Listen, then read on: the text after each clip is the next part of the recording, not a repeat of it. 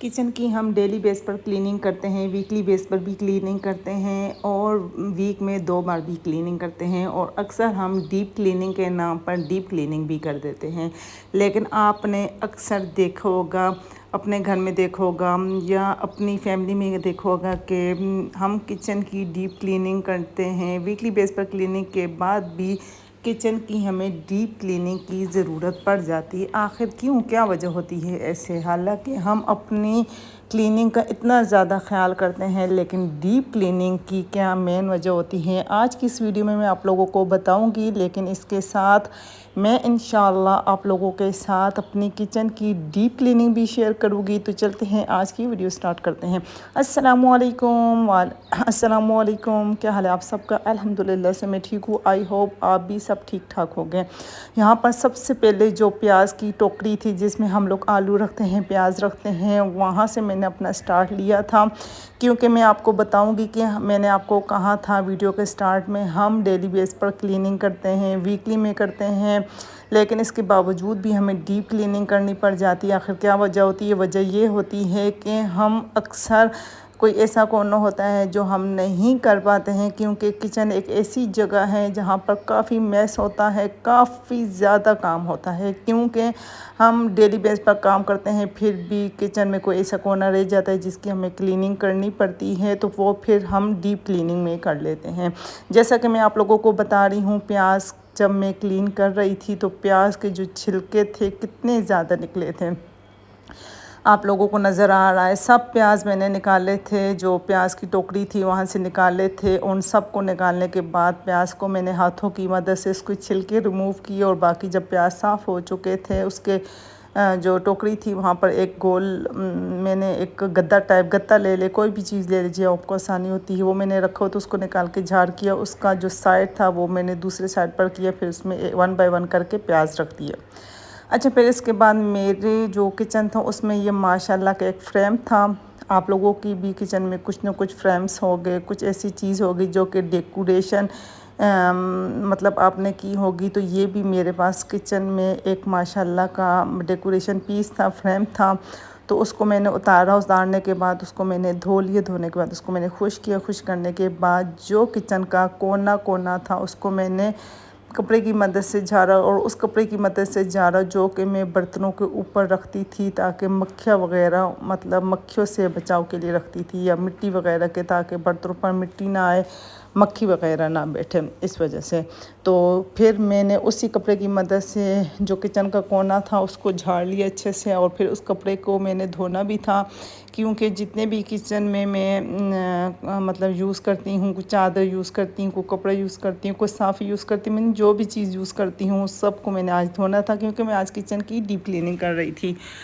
तो वजह यही होती है कि हम लोग जब भी किचन की डीप क्लीनिंग करते हैं, देखिए मैं ख़ुद करती हूँ, वीकली भी कर लेती हूँ, 15 दिन बाद भी करती हूँ, लेकिन एक ऐसी डीप क्लीनिंग होती है जो कि हमें काफ़ी हद तक डीपली क्लीनिंग करनी पड़ती है, कोना कोना साफ़ करना पड़ता है। तो वो आज की इस वीडियो में मैं आप लोग को बता रही हूँ कि मैं किचन की डीप क्लीनिंग कर रही थी। सामने जो टाइल्स थी काउंटर के पास ही मैं उसे धो रही थी, क्योंकि वहाँ मिट्टी वगैरह हो जाती है, मक्खियों के दाग वगैरह, मक्खियाँ बैठती हैं। इसके अलावा चिकनाई वगैरह भी हो जाती है। तो मैंने जो जिस मतलब कपड़े से मैं बर्तन धोती हूँ और जिस लिक्विड से मैं बर्तन धोती हूँ, उसी लिक्विड से मैं, उसकी ही मदद से मैं जो टाइल्स थी उनको अच्छे से रगड़ कर, साफ़ करके, दाग धब्बे दूर करके, फिर उसे मैंने छोटे लोटे की मदद से धो लिया था और हल्के हाथ की मदद से धोया था।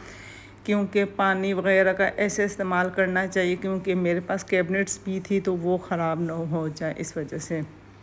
काउंटर छोटा सा होता है तो फिर काउंटर से नीचे भी पानी आता है, तो मेरी कोशिश यही होती है कि ऐसे धो लूँ, ऐसे क्लीनिंग करूँ, ताकि छोटे वाइपर की मदद से साथ साथ काउंटर से मैं पानी को भी साफ़ कर रही थी।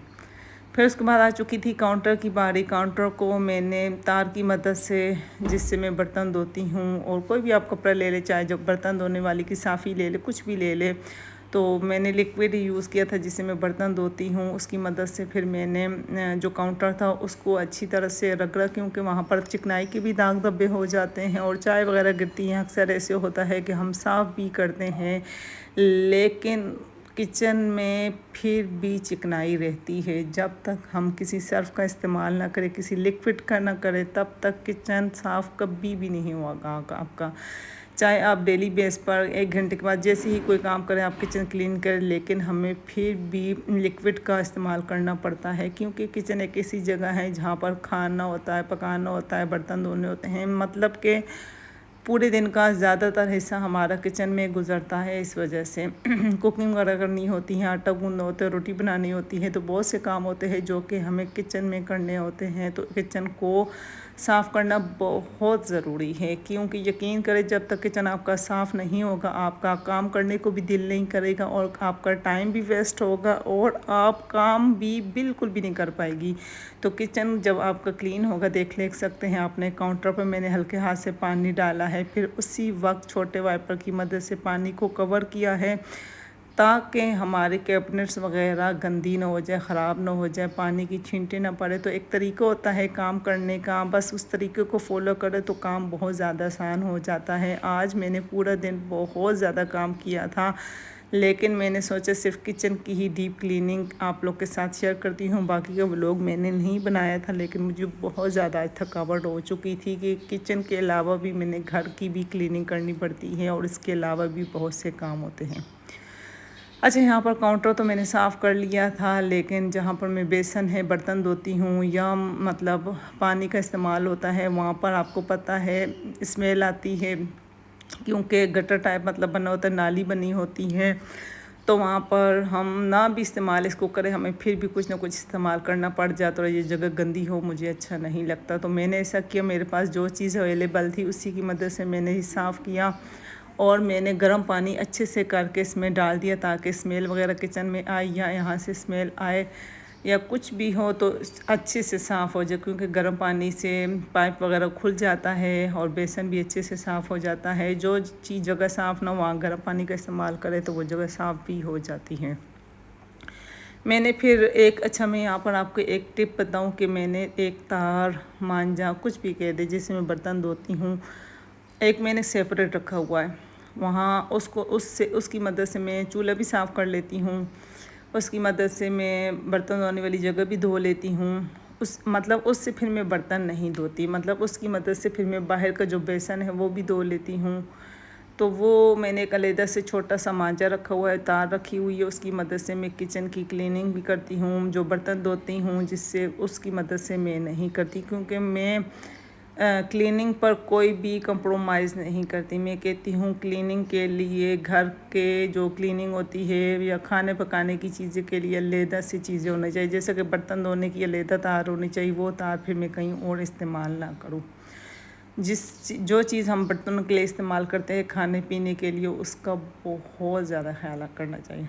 अच्छा, यहाँ पर जब मैंने आपको बताया था प्याज की टोकरी साफ़ की थी, उसके बाद फिर मैंने जो छिलके थे उनको मैंने मतलब झाड़ू नहीं दिया था, किचन से डायरेक्ट फ़र्श धोने लग गई थी।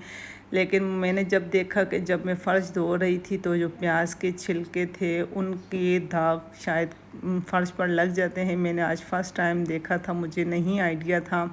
तो जब मैं फ़र्श धो रही थी तो मैंने देखा कि फ़र्श पर जो प्याज के छिलके थे उनके दाग लग चुके थे, जैसे अनार के दाग लगते हैं वैसे लग गए थे। बहरहाल फिर भी मैंने क्लीनिंग की थी, तो मैंने सोचा चले आस्ते आस्ते साफ़ हो जाएगा। पहले मैंने ठंडे पानी की मदद से, पाइप की मदद से सारे किचन को जो भी मतलब कचरा वगैरह था उसको रिमूव किया, साफ़ किया। फिर मैंने सर्फ़ ऐड किया, सर्फ़ की मदद से सर्फ़ ऐड करने के बाद मैंने झाड़ू की मदद से फ़र्श को अच्छे से रगड़ कर धो लिया, ताकि जो इसकी चिकनाई वगैरह है, शाइनिंग भी आ जाए, चिकनाई भी ख़त्म हो जाए। फिर उसकी मदद से फिर गर्म पानी की मदद से आप ही ने फ़र्श को धो लिया। गर्म पानी का भी इस्तेमाल किया, क्योंकि एक स्मेल भी नहीं आती किचन से, एक अच्छे से साफ़ हो जाता है। मक्खियाँ भी है, गर्मी भी है, बहुत सारी वजह है, तो इस वजह से बस मैंने सोचा गर्म पानी का भी इस्तेमाल करती हूँ। गर्म पानी मैंने डाल दिया, उसकी मदद से फिर मैंने दोबारा से झाड़ू लगाया।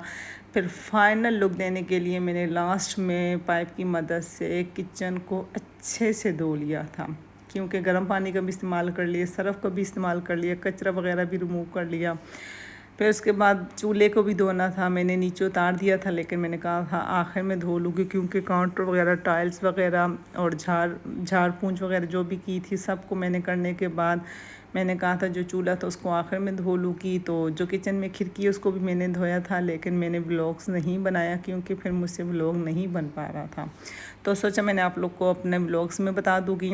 तो आई होप आप लोगों को आज की क्लीनिंग पसंद आई होगी, और साथ आपको बताऊँगी कि मैंने अपना ओवन भी क्लीन किया था, क्योंकि आपको जो पता है जो फ्रंट का हिस्सा होता है यहाँ पर मैंने एक कपड़ा सा बिछाया हुआ है, तो फिर भी हमारा जो था ओवन था गंदा हो चुका था, दाग धब्बे होते, मिट्टी होती है, तो फिर भी मैंने ओवन को अच्छे से साफ़ कर लिया था, जो कि मैंने आप लोगों के साथ शेयर नहीं किया। जो किचन की चीज़ें थी सबको मैंने बाहर निकाल लिया था, बस किचन खुश्क होगा अच्छे से। और फिर उसके बाद मैंने कुछ थोड़ी सी सेटिंग भी चेंज करनी थी, और किचन की जो चादरें वगैरह, कपड़े वगैरह जो भी थे उनको भी धोना था, तो बस उनको अब बाहर जाकर मशीन में धोती हूँ, तो बस किचन से वाइपर लगाती हूँ। और ये था मेरा आज की फ़ाइनल डीप क्लीनिंग।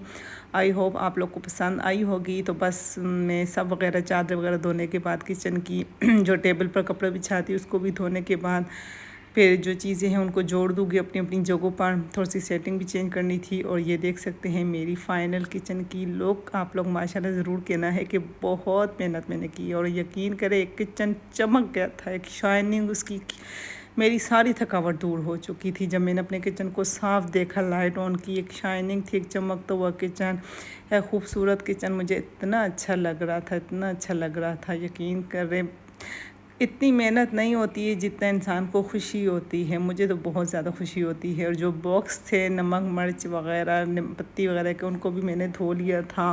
तो बस अब छोटी छोटी चीज़ें रखती हूँ और यहीं पर अपने व्लॉग का एंड करती हूँ। आई होप सो होप आप लोग को मेरा आज का व्लॉग पसंद आया होगा, किचन की डीप क्लीनिंग पसंद आई होगी। पसंद आई तो भाई चैनल को सब्सक्राइब करना है, वीडियो को लाइक करना है, प्यारा सा कमेंट करके जाना है, क्योंकि आप लोग ही मेरी मोटिवेशन हो। आप लोगों की वजह से मैं नेक्स्ट व्लॉग अपलोड करने का सोचती हूँ। इसके साथ ही इजाज़त चाहूँगी, दुआ में ज़रूर याद रखना है। अल्लाह हाफिज़, बाय बाय, टाटा।